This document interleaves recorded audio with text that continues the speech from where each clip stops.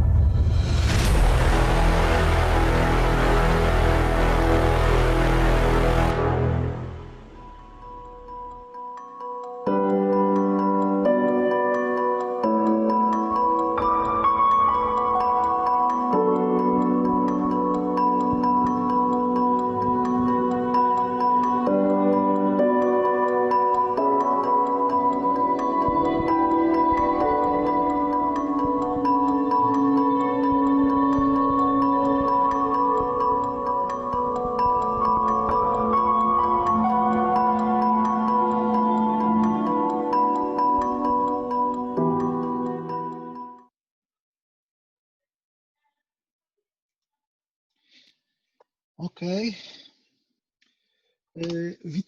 Witamy wszystkich na kolejnym spotkaniu We Innovators Club. Słyszałem, że były niewielkie problemy z filmem, który się zacinał. Mam nadzieję, że rozmowa nie będzie się zacinała i nie jest tu jakiś problem z Zoomem. Jeżeli oczywiście ten film naprawimy i w wersji na YouTube'a będą Państwo mieli już taki, który się nie zacina, mam nadzieję. Chcieliśmy z Pawłem serdecznie wszystkich powitać. Paweł, które to już spotkanie nasze? To już 9, aż trudno uwierzyć, że za nami cały miesiąc spotkań i to już jest 9 spotkanie. Witamy na pierwszym spotkaniu w czerwcu. Jest to pierwsze nasze spotkanie w czerwcu i spotkanie od razu z wysokiej półki, spotkanie z Martinem Kernem, który, proszę Państwa, jeżeli w Europie, w Unii Europejskiej okaże się, że nie ma wystarczająco innowacji, to radzimy zapamiętać ten adres. W 2040 trzeba odezwać się do Martina Kerna i powiedzieć: słuchaj, nie wyszło, ale my głęboko wierzymy, że wyjdzie i że idzie coraz lepiej. Zaprosiliśmy również do nas przedstawiciela sieci badawczej Łukasiewicza, pana Marcina Kraskę, który też buduje innowacje w Polsce, buduje jakby to, co wszyscy wiemy, to znaczy to, co my mamy, czyli pewną kulturę inżynieryjną, tak to bym nazwał. Od zawsze się mówi, jak to jest, że ci inżynierowie potrafią budować wielkie rzeczy za granicą, a nie potrafią w Polsce. Otóż zaczynają budować w Polsce. Oni już budowali dużo rzeczy, ale teraz będą to robili szybciej, lepiej, dzięki między innymi sieci badawczej Łukasiewicz, ale też mamy nadzieję, że i my dokładamy do tego swoją niewielką cegiełkę jako Agencja Rozwoju Przemysłu. Szanowni Państwo, cieszymy się, że znowu jesteśmy. Przepraszam, Bartosz. Tak. Może powiedzmy o tym, że dzisiejsze spotkanie jest troszeczkę innej formule, że dzisiaj nie będzie takiej klasycznej sesji pytań i odpowiedzi. Za to którą bardzo lubimy. Bardzo lubimy, dokładnie. Mamy szansę posłuchać pewnie wspaniałej dyskusji z gośćmi pana dyrektora Martina Kerna, czyli pan profesor Andrzej Gackowski jest z nami, Kolegium Medicum Uniwersytetu Jagiellońskiego, oraz pani Joanna Baranowska z Uniwersytetu Medycznego w Łodzi. Bardzo serdecznie witamy. Z nami Dzień jest dobry. również... Dzień dobry. Z nami jest również Klaudia Tolman, którą już Państwo oczywiście znacie. Klaudia będzie rysowała, robiła tak zwany graphic recording tego, co się dzieje. To jest bardzo ciekawa rzecz, to znaczy ja myślę, że te wszystkie rzeczy, które do tej pory Klaudia narysowała, na jednym slajdzie widać właściwie całość prezentacji. Bardzo się cieszymy, że Klaudia jesteś z nami. Witamy Cię. Też się cieszę. I co? No będziemy przechodzić powoli do prezentacji. Ja jeszcze serdecznie Państwa zaproszę na wszystkie nasze możliwe media. Zapraszamy na stronę We Innovators Club, zapraszamy na naszego Facebooka. Na Facebooku mamy grupę We Innovators Club, na LinkedInie mamy zarówno grupę, jak i stronę. Rozwijamy się coraz bardziej, mamy nadzieję, że będziemy mieli też nowe media. Zapraszamy też Państwa do interakcji, wysyłajcie do nas maile, wysyłajcie do nas pytania na Facebooku, do mnie można również złapać na Twitterze. Mamy taką cichą nadzieję, że wśród Was są nasi ambasadorzy, coraz więcej osób ogląda nasze prezentacje, coraz ciekawiej to wszystko się komentuje i rozwija, więc jeżeli chcecie nam pomagać, to jesteśmy na to otwarci. Paweł, powiesz jeszcze na początku prezentacji, kto będzie naszym gościem, tym razem w piątek, a nie w sobotę?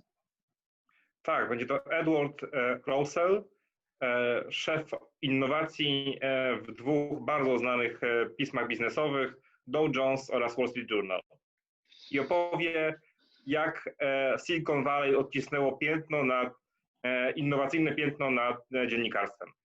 Super, dziękujemy bardzo jeszcze raz, że jesteście, a teraz nie pozostaje mi nic innego, that switch into English and give a floor to Marcin Kraska, who will invite our guest and will go forward.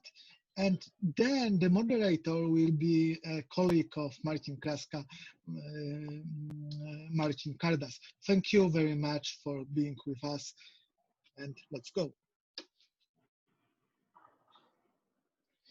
Marcin. Yes, that's. So we have three Martins at the beginning. So today, thank you on behalf of Industrial Development Agency and Łukasiewicz Research Network. I would like to welcome you to today's webinar.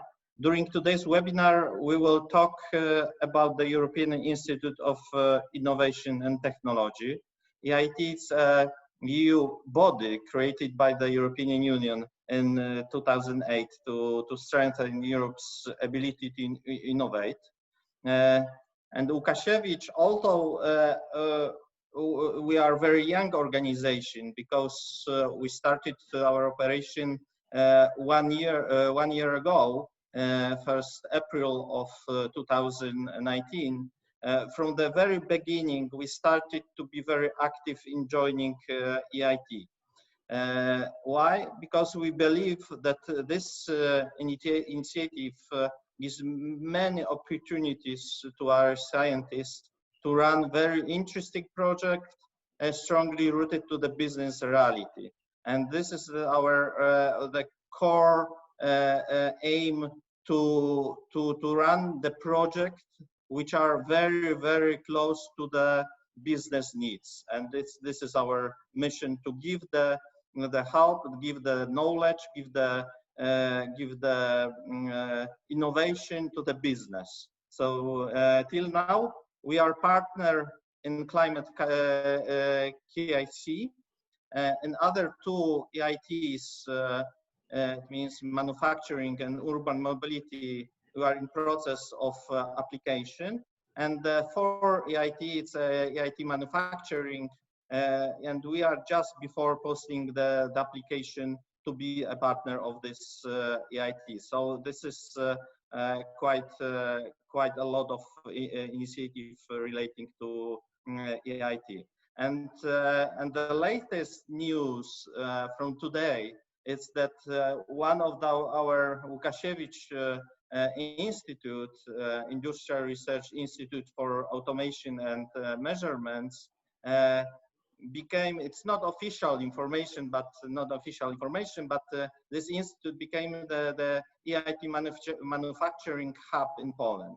So we are very happy, and we are very happy to be part of the EIT initiatives. And I would like to present our special guest during our webinar. It's Martin Kern. Welcome, Martin, to our webinar. And I would like to present a short information about the Martin. Martin Kern was the interim director and chief operating officer at the EIT from 1st August 2014 until his appointment as director by the EIT governing board on August 2019. Prior to joining to EIT, he worked at the European Commission for 15 years in the variety of posts, mainly in the area of enlargement policy and with the financial assistance to support economic and social development programs.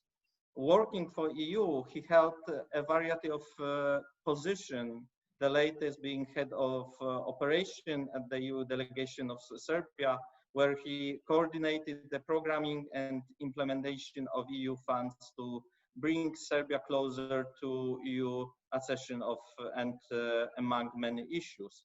He led the EU's rapid response following the disastrous flood in Serbia in May 2014. So welcome Martin to our webinar, and please, Martin, the floor is yours. Thank you very much for this very kind introduction, and it's great to be back in Poland, at least virtually, today. So also thanks for having me at this really interesting webinar series.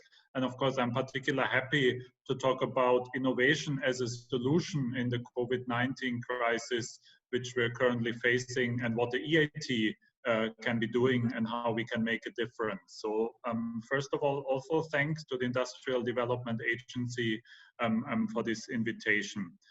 I also will later on give the floor to Joanna from the Medical University of Łódź and Andrzej, the co-founder of Medical Simulation Technologies, who will talk about their ultrasonographic lung simulator project. This is one of the great examples of the types of projects we want to power and to support, to contribute in the fight against COVID-19. But we will come back to that, and we will hear more from Joanna and Andrzej, who will share with you details about their innovation and how it can help to contribute to the crisis.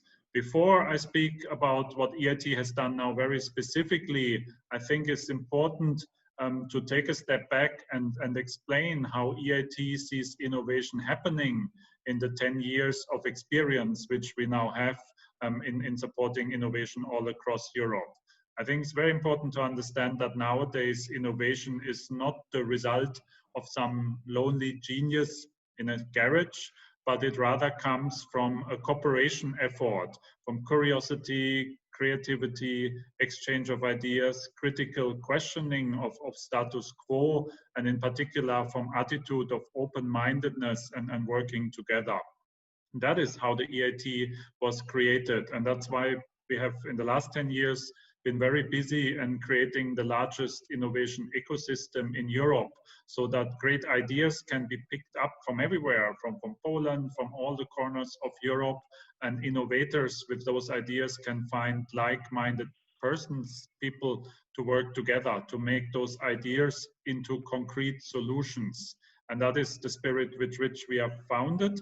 And that's also why education dimension is so important in the EIT. So entrepreneurship, creativity, they have to be fostered very early on in schools, in universities.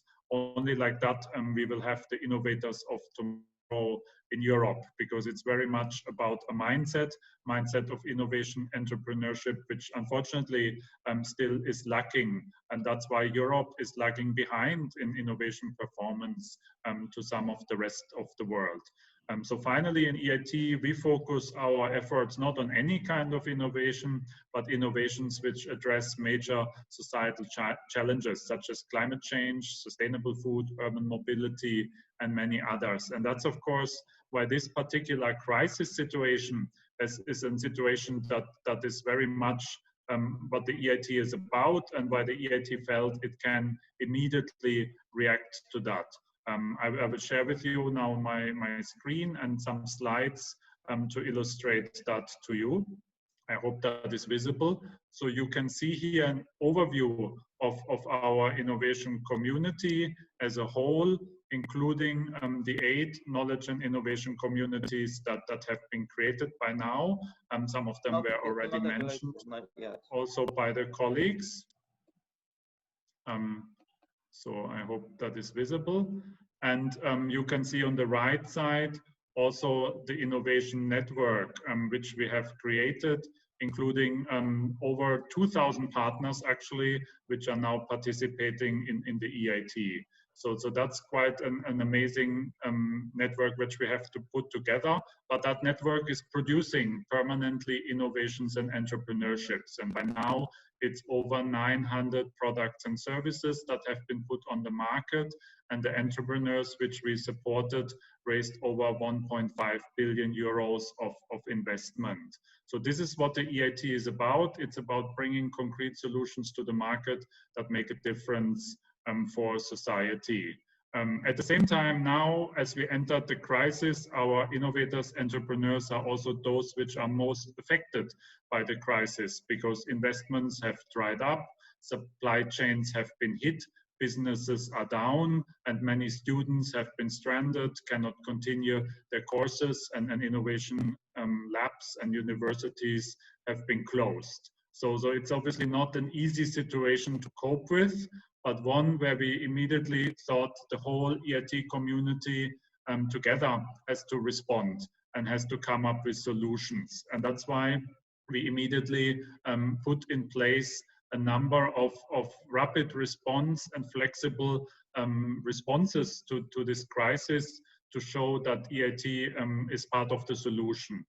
One of the very first things we did is that we freed funding, and we're talking here about significant amounts, 100 million euros, that we made available for the innovators that are part of the EIT communities. These were funding which we were foreseen to pay, but we accelerated those payments, as we know that many startups, SMEs in particular, are in big cash flow and liquidity problem.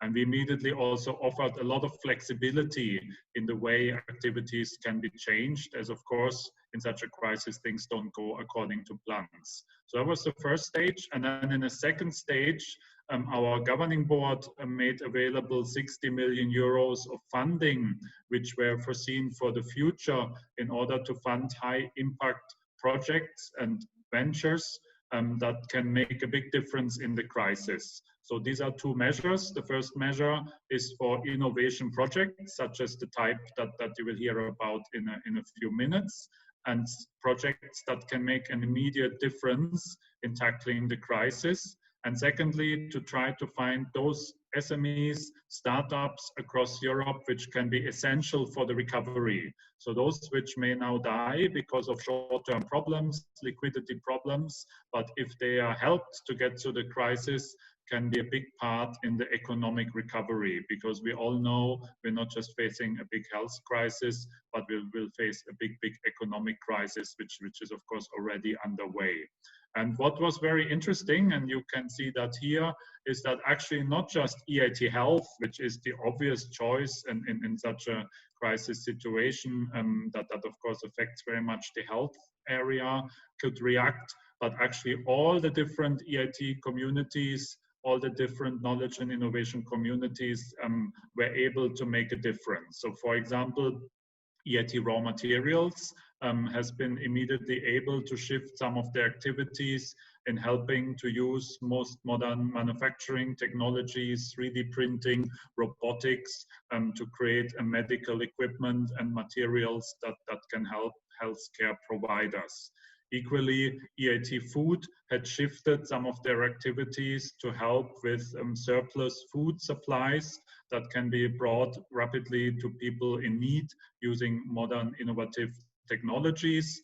EIT Urban Mobility is working on how to restore confidence in public transport, for example, by looking at materials which are less prone to pass on the virus and like that, and bringing back customers to public transport and letting mobility to continue. Other innovation communities such as InnoEnergy, EIT Digital work very much with universities to bring a lot of the education programs online. For example, EIT Digital has almost shifted all of its summer schools in a very short notice into online modus so that students can keep learning and don't have to stay at home. So it was quite amazing how all across the EIT community we could find support and we could find ideas how we can help with the crisis. And of course, you can find much more information about that on our website. And we're actually at the moment assessing all those great ideas which we got from the knowledge and innovation communities, which went even well beyond the 60 million euros which we made available. So we now have the difficult choice to make to select the best possible projects. So that's an amazing response, and I think that shows how an EU instrument such as the EIT can show a very flexible response and also rapidly react to such a crisis situation. So that would be my first brief overview, and with that I would be really happy to hear from Joanna and Andrzej more about their particular innovations that they have created. And maybe as a first congratulations, I would like to give to them because they've been selected as one of the 15 projects by EIT Health during the extraordinary call that are made. And maybe I can ask Joanna, first of all, to tell us more about the project and what difference the collaboration with EIT Health made to her work. Good evening. First of all, thank you very much for the invitation and that I can present our project today.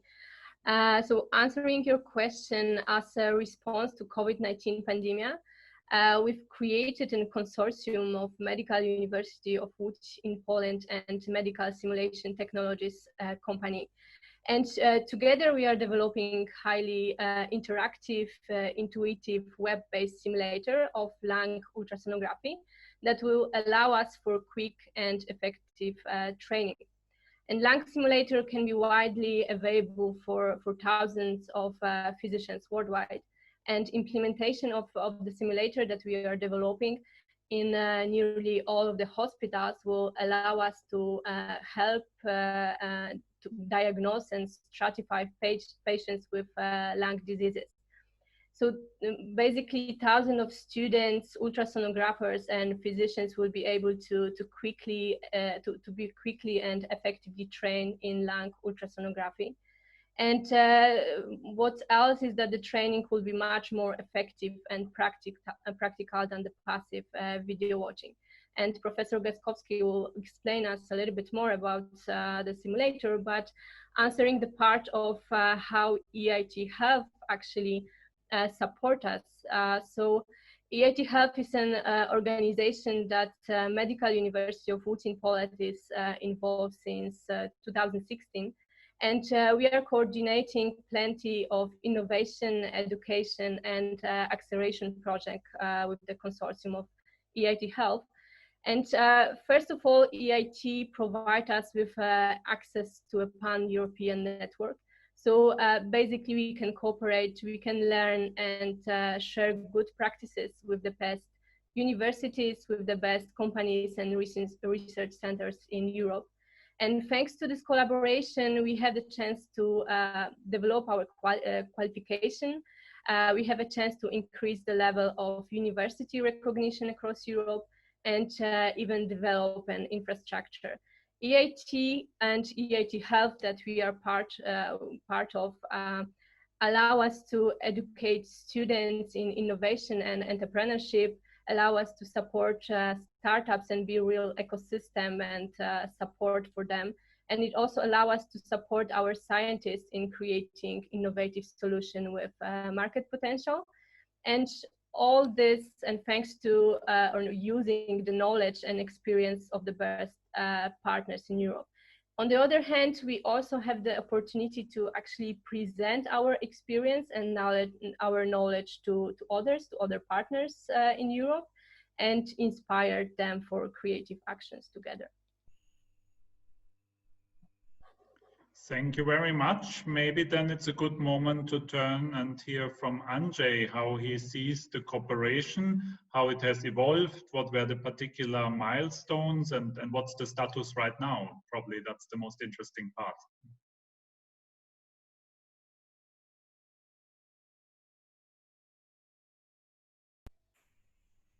Yeah, you're muted. You are muted. You would need to switch on your microphone. It means I'm not sufficiently experienced in teleconferences, but no. But in fact, well, I'm cardiologist. I'm a physician with 30 years of experience in clinical medicine and cardiology.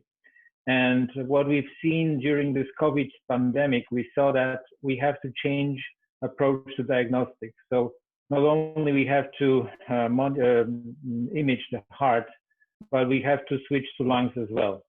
And to my surprise, I've seen that there is a method which is called lung ultrasonography, which is relatively accessible because each US machine, ultrasound machine, is able to help imaging some kind of artifacts in the lungs that help making diagnosis.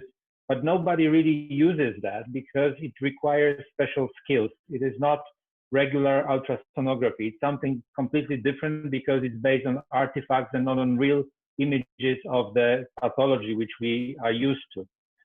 And if you look at the internet, you will see that there's plenty of movies showing different images, but you have no feeling that you are really doing this study yourself. You just observe passively what somebody recorded, and it doesn't give you much feedback about how you interpret, how you keep the probe on the patient, how you move it on the chest to acquire the images.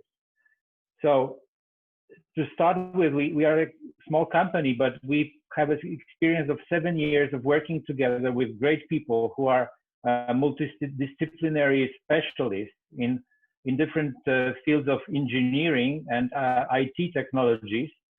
And we already created simulators for transesophageal echocardiography, which are successfully now spreading through the market. And we saw that, okay, we have potential to do it. Of course, we had to be supported somehow because I must say our work is mainly based on our enthusiasm. We are not really good businessmen. So we are fighting to survive on the surface and to develop the ideas to create something which would be useful for people. But of course, it requires some support in the beginning. So that's great that we could apply for this grant. It took a very short time because we learned very late about this opportunity, but it was quite successful. So our goal is to create something which is similar to a computer game where you have opportunity to move the probe of the ultrasonic transducer on the chest of the virtual patient, and we mimic the artifacts that are created in the lungs of different people with different pathologies, including COVID. So it will enable physicians to, let's say, to perform virtual examination and see in particular parts of the chest different findings, and then they will have to interpret the findings and make a diagnosis.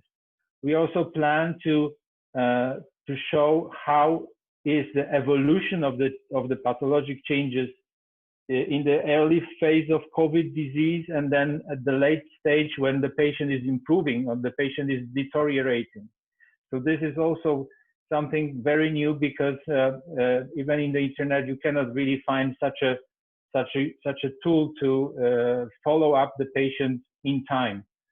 And for the time being, we already established cooperation with several physicians who are very experienced particularly in COVID imaging. We have this great team of engineers who already have been working on this imaging. So I can maybe show you just a glimpse of what we have. If I have 10 seconds, can I? I will just show you the first. I hope you see the screen now. Do you? Yes, we do. Yes, yes. Yeah. So this is just the first, glimpse of our work. So this is how we're going to do this project, to really manipulate with the mouse the probe. You can manipulate the patient and see at the same time the ultrasound image, which will mimic the real ultrasonography of the lung. So this is the way how we want to approach this problem. So we created a huge library of images that we're going to transfer to the computer to mimic the real examination, and then we'll publish that in the public domain. So this will be accessible to all physicians, and particularly now when making conferences and teaching sessions very difficult because of risk of infection. This can be done through internet, which is also very useful in this particular situation. Yeah, so thank you very much. Also, thank you very much for the support from Medical University of Łódź, who was our partner and enabled us to, access this kind of game. Yeah. That looks amazing, and thank you very much for sharing that. So maybe I turn back to Joanna and ask her how actually the crisis has affected her and the work, and what sort of changes had to be introduced to adopt to it. Do you want to share that with us? Yes, of course. So regarding the work, of course, it affected us. The entire team had to go to work remotely. However, it wasn't actually so difficult, because working on international projects where we have partners around across Europe, our reality is actually numerous teleconferences, work from distance, so it's not anything new actually for us. I think it also showed us that some meetings can really be organized remotely to reduce travel costs and travel time. Of course, it doesn't apply to all the meetings, which some are absolutely necessary to organize it face-to-face. Referring to our projects, this specific project, but also other EIT Health projects that we are organizing, we of course we had the challenge to transfer all the activities online. However, it showed us that it's not impossible. But of course, some activities brings better results when they are organized face-to-face. But we received lots of support from both our university and EIT Health, which facilitate the process. And I think a really crucial part is that we can now, thanks to EIT Health, we can share good practices with other partners in Europe that we cooperate with to get to know a little bit more how they deal with the situation, and we can also share our good practices. And this is really amazing, and this is really useful for us. Thank you very much. Turning back to Andrzej again, maybe you could also share what was your experience to do such a project in this situation, and do you have any advice for other innovators in a similar situation right now? So the main advice is have courage, try to, show your ideas. We were really happy that we were able to win this competition with other projects, which I believe were also interesting. But as long as you have a good idea, it's good to show it. And then, having support from people like Joanna, who helped us a lot with this, we were able to very quickly get funding, which is important both to buy the software to create 3D models, things like that, and also servers, all the access to high-speed internet and so on. So this was very helpful to boost our ideas with this kind of support, and we are now working hard, and we established that very quickly. I think it took like 1 month, and we are already running with the project. Thanks for sharing that. Joanna, any advice you would like to share from your experience with other innovators before we turn to the question and answer session? Yeah, I agree that you know, to be creative, to be courageous, to actually see the opportunities where others see the problems, and if we can't really change the situation right now, just to try to profit from the situation as much as you can. And this is kind of what we did, because the proposal was written in, I think, 1 day, and we were just creative, and we believed in the project, and we got the. We are now part of the rapid response call, so it's really amazing. So basically, just to go for it. Yeah. So thank you very much to both of you for sharing that, and I believe I pass back now to the moderator for the question and answers. Hi, we have a little challenge because our moderator is not with us, so I will do it. So everybody, please, we are waiting for your questions and ask the questions and Q&A section. We have 3 people who can answer all the questions. Maybe I will ask the first question. Martin, could you tell me, well, you probably have a view for all in Europe. What can you say about Poland, and how do you think, what is the our best things we can do in innovations, and how do you think, what is our future specialization in Europe? How do you think, what Poland can add to European innovation ecosystem? That's a big question to ask, but I can certainly give you some comparative information. I think innovators in Poland will know better what are the concrete opportunities. But what I can see, because we have worked very closely with Poland and with especially your national authorities, we had an EIT Awareness Day not long ago, is that a very positive trend. I mean, you have a very strong entrepreneurship basis, but I think now it's starting also to build an innovation ecosystem.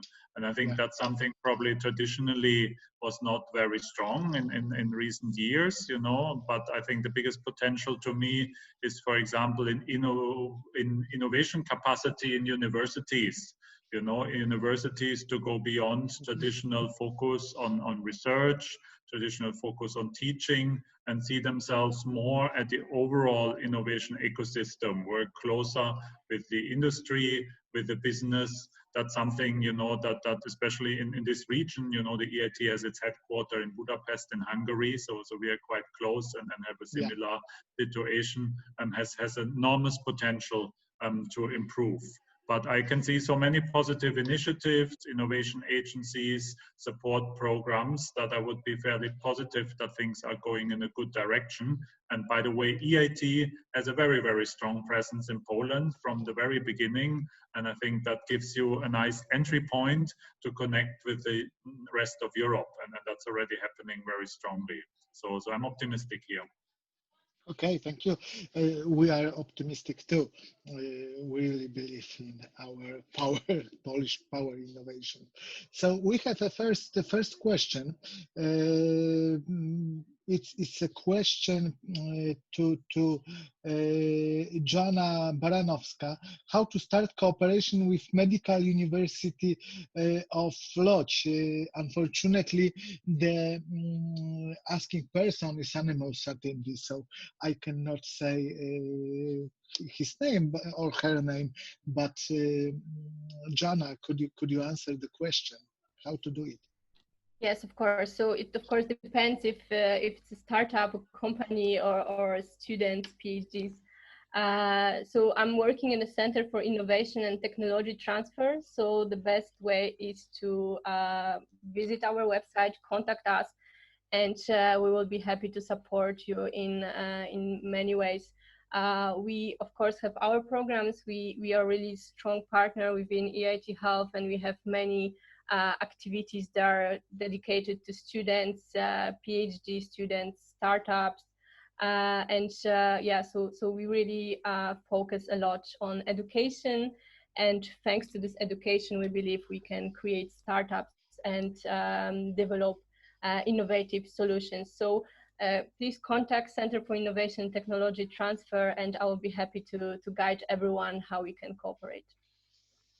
Okay, thank you very much. I would like just to add to your answer that in our agency, Industrial Development Agency, we have a program, Open Innovation Network, and it's now so popular that we will have to finish it 1 year before the end of the program, because the money is finished, and we are really proud that we could teach the market with you and with other universities and with Łukasiewicz network that what open innovations and what technology transfer released. Thank you very much, because we know that a lot of companies are in touch with your university.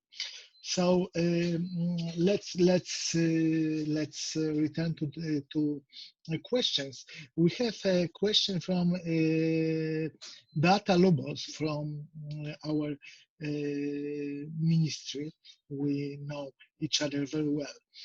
What are practical tools that you use to make this such large network working in practice? Martin, could you answer the question? Yeah, I think first it's important to point out that our network has a natural organization around the societal challenges. I think this is key. You know, you have long-term strategies within a given area, such as the climate change, the raw materials, urban mobility, health. So everyone is sort of organized in sub-communities, which then come together at the EIT level. So I think this is essential for the success, that you have a common focus and a purpose, and that's the societal challenges that we try to solve. Second, more practical tool, as that was your question, for us is essential for this big network across Europe to work, to have local hubs, to have local entry points, because if it would be just one big European or virtual network, I believe it doesn't work, because innovation also happens always locally. That's why we have the concept of co-location centers, where the business, research, universities come together to implement the activities. And that's also where, you know, you speak the local language, where people know the local ecosystem and can connect to that. And then those hubs are connected at European level. And I think that's the biggest added value, that you're not just in the Polish ecosystem, for example, but that you can find partners in Spain or even outside. Since recently, EIT also has hubs in Silicon Valley and Israel. So it's not just Europe even, it's a global network. Of course, there are many other practical tools like IT systems and things like that, but I wouldn't want to go into those, into that level here. All right. Okay, thank you very much for the answer. And next question for Mateusz Dworak. How do you think, what is the future of ecosystem in times of isolation, of times in COVID? How do you think? So that's for me too, but maybe that's also an interesting question, of course, for our innovators. But I can start briefly. I think amazing how for us things continued despite the crisis. You know, after some initial, of course, interruption of activities, you know, many things were simply shifted online, and many things went on. So I think this will permanently change the way we work. You know, it actually gives us a reflection that maybe far less physical meetings, traveling, missions are necessary. Very often you can get things done by distance. So that would be my sort of reflection. I'm sure it will be very interesting to hear from Andrzej or Joanna. Yeah, Andrzej and Joanna, could you answer the question? What is the future of ecosystem in times of isolation? How do you think? I mean, if I may very quickly, I totally agree with Martin, and I can also add what's inspired me a lot is within EIT Hub that we really, with all the partners from different universities that are within our network of specific activities, that we really kind of, you know, went closer to each other, and we really shared our experience, our problems, our good practices, how we can deal with other with this isolation, and also with some education projects, how we can move the education to remote and distance learning. So it was really interesting, and everyone was eager to share the practices, good practices and experience. So this was really great, and I hope it will stay. This closer collaboration with partners will stay with us. Of course. And Andrzej, do you have something to add? Yeah, so I would say that the 2 months of COVID arrest that we had was really something, let's say, beneficial to our group of innovators, because we had a little more time, because everything stopped, so you had to switch completely to different situation. And also, I must say, normally we work together, we meet in our office every week or several times a week together to discuss the things we are going to do. Nowadays, we work completely remotely, and the project, as it is really some kind of virtual project, allows us to work completely separate without any contact, and we've been doing it very successfully during the past 2 months. So it doesn't really interrupt our work. I would even say that it's more effective nowadays, although I hope it will not be forever. I still hope that we'll come back and have some beer together one day. But I must say, it is still possible to work and create new ideas and discuss and go on. Thank you very much, all of you. Next question is from our moderator, who is with us, but he has a problems with connecting voice. So I will ask Martin the question. Martin, what will be the role of EIT in Horizon Europe? Could you tell us? Yeah, so you know, EIT already now is an integral part of Horizon 2020, and that has been new development, you know, in this period 2014 to 2020, and we expect that EIT will be even more strongly integrated in the Horizon Europe, which I think is very much needed in Europe, that the different programs, instruments work together more closely. Only like that we will have a common European innovation landscape, because there is already a lot of fragmentation in Europe. So we should not have that between the different EU programs. So we in particular look forward to a very close cooperation with the European Innovation Council, which will be the other big instrument to support innovation in Europe under Horizon Europe. And in fact, that cooperation has already started. So we can see very strong complementarity between the more financial support given to projects and to innovators from the EIC and the ecosystem all across Europe that the EIT has built up, and which can complement and support those beneficiaries of the EIC. So we have several pilot activities, and actually some of the EIT students and innovators have won a recent hackathon by the EIC. So already, even at that very practical level, we can see cooperation. So I look forward to a more coherent and cooperative Horizon Europe landscape. Thank you very much. And now we have a question from other director from ministry, but other ministry, Katarzyna Kaczkowska.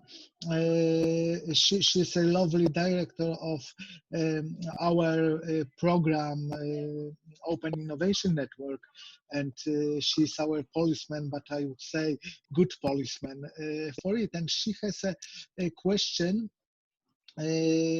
because she is curious, how do you see the long-term impact of COVID on support that EIT offers to innovators? So, Martin, could you answer the question? So right now we are still in crisis response mode, and as I explained, we are actually now in June trying to deploy those 60 million euros of additional funding, and it's been a unique effort to do that all across the community in a very short time frame, set up such a new cross-cutting initiative. Then I think we have to see what comes out and what are the concrete results from these efforts in terms of very quickly mobilizing solutions in such a new challenge that has arisen out of very, very short time, and also in how far we can help entrepreneurs with our new approach, with more direct support and helping them to grow rapidly. Obviously, if this is a positive experience, I think this is something to build upon and to integrate also in the EIT strategy beyond this year. And in fact, we already heard some members of the European Parliament to suggest exactly that. So I think this is part now of the discussions about the future of the EIT. Initial signs are very positive that if we act as a community as a whole, this brings additional value to what each innovation community can do by itself. Thank you very much. Eva Serapinite asks, could you tell us about synergies with other EU programs, Erasmus+, Horizon 2020? You answer about Horizon Europe, so we know it. And how can they strengthen the innovation ecosystems? Could you answer in few words, because I know. Yeah, time is short, so thank you for that question, and hello. And I already mentioned the European Innovation Council. That will be, of course, a big one to have synergies. Already now we work very strongly with the Joint Research Center. There is a strong and extensive cooperation because a lot of the work done there can directly feed into the innovations of the EIT.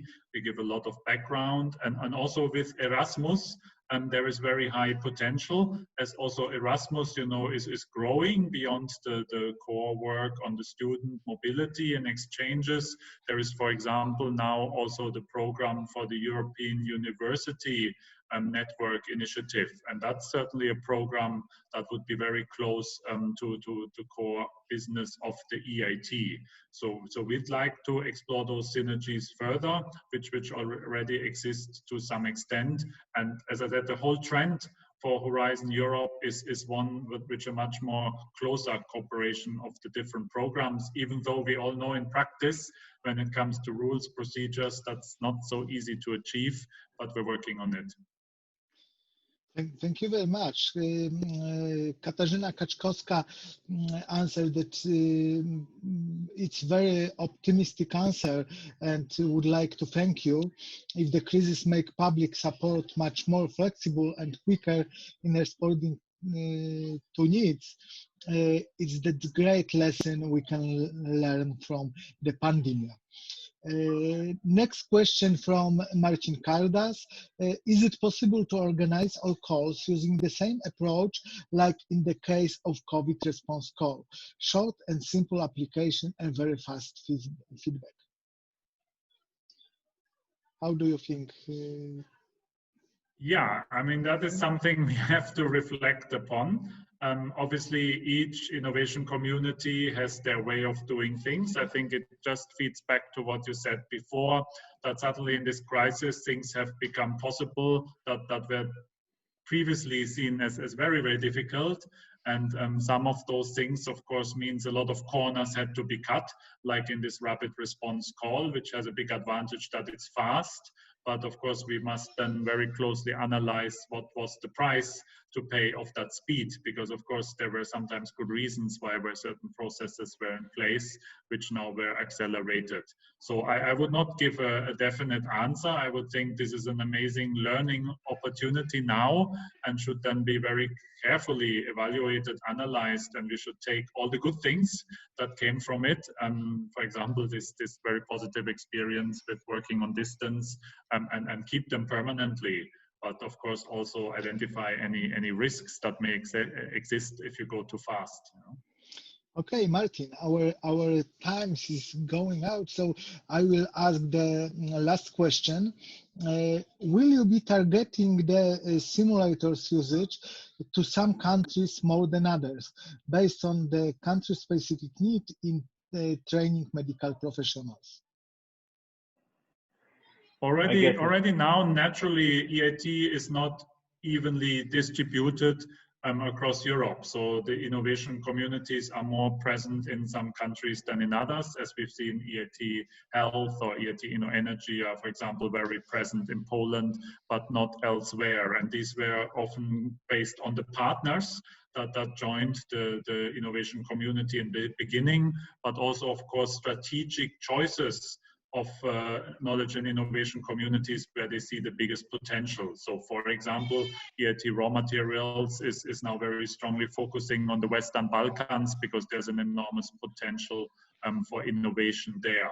So I think we will keep this approach where we, of course, want to have a pan-European network, but where we will allow the innovation communities to focus on those regions, areas with the biggest innovation potential and the best ecosystems to build upon. Okay, Martin, thank you very much. Thank you very much for your great and interesting presentation. Thank you that you could spend the time with us and you could share your experiences and your innovative view for European Union and Poland. Thank you. I would like to thank Andrzej Gackowski, Professor Andrzej Gackowski. Thank you that my pleasure. Thank you. You could be with us, and Jana, thank you very much too. I would like to thank our partner Marcin Kraska and Łukasiewicz Science Network. Thank you very much that you could spend all 1 hour with us. And I would like to thank you very much. Thank you, Marcin. I would like to invite you for other interesting meeting in We Innovators Club. And now is the time that we can show what Claudia Tolman do. Claudia, could you show us your work? Yes, just give me a second. I will share my screen of my iPad, which should work. All right, one more second. All right, here it is. So this is about COVID innovation. This is a summary, let's say, the essence of what you were talking about the grants here, about the I don't know if I call it correctly, Martin, departments, or these are, you call it, that's not a departments, that's something else. Martin, are you there? Yes, I'm here. Yeah. You mean the knowledge and innovation communities of the EIT? Yeah, like you have EIT Yes. Health and Digital, and all right, great. Yeah. I know I missed one, so maybe if you look through here, you are able to find the one missing. Actually, the first one that you were presenting. I think you're missing EIT Climate Kick. Yeah, there you go. Of course. Okay, so yeah, I will add it in a second. And also and maybe EIT Manufacturing as well. Yes, that's correct. So climate change, or no, how is it called exactly? Climate change, yeah? All right, and another one? Manufacturing. Yeah. Manufacturing. Mm-hmm. Yeah. Manufacturing. All right. We are working on Claudia to write and to draw faster. So she's not a robot now, but we think yet in the future. Yeah, in the future she will be. Yeah, it will happen someday. Of course. Yeah, so that's that, and of course I will finish it, and then I will share with the whole world. Yeah. Okay, Claudia, thank you for your work, for everybody, that you can spend 1 hour with us. Paweł, could you tell us one more time with whom we will meet on Monday? On Friday? Oczywiście, to będzie Edward Russell, Chief Innovation Officer in Dow Jones and Wall Street Journal magazine. So, if you are interested in innovations in media, please join us on Friday. Thank you very much. Thank you, Martin. Thank you, Andrzej. Thank you, Joanna. Thank you, Marcin.